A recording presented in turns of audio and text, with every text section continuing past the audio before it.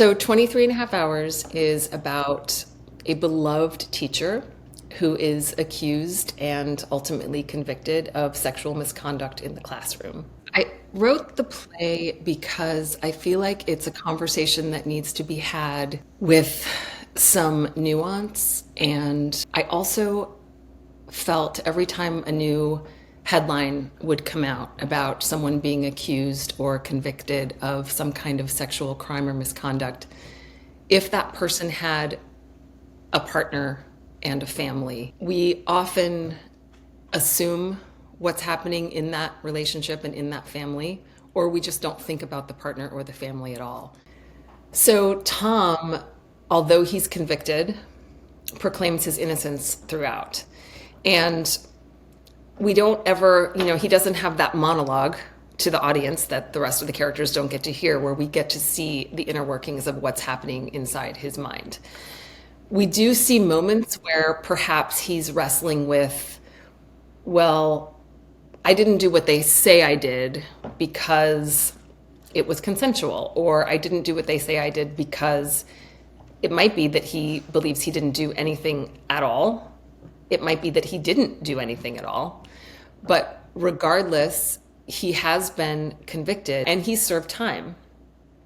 And now there's this element also of what is justice. And the community, or at least certain people in the community, don't feel that the time served maybe was enough.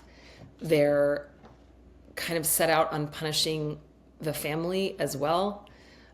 There's harassment both online and off. And there's kind of this feeling that it's never going to end for them.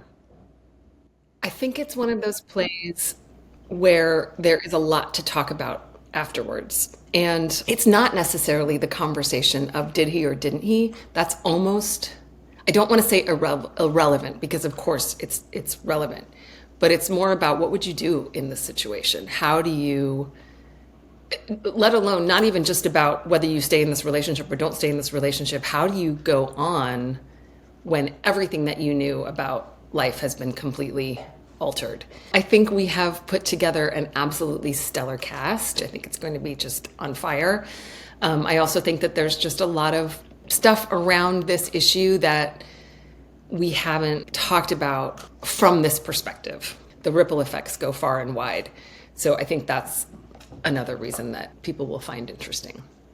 So the play is also not just completely bleak. There's a lot of humor in it, partly because my way of facing the world always involves humor in some way. And I feel like even in life's darkest moments, that's kind of when we turn to some element of a twist or a bent that can add a little bit of levity. And I think all of us, to greater or lesser degrees, find ourselves in those situations of we have to figure out how to move forward no matter what's happened. And I feel like these characters finally do manage to do that.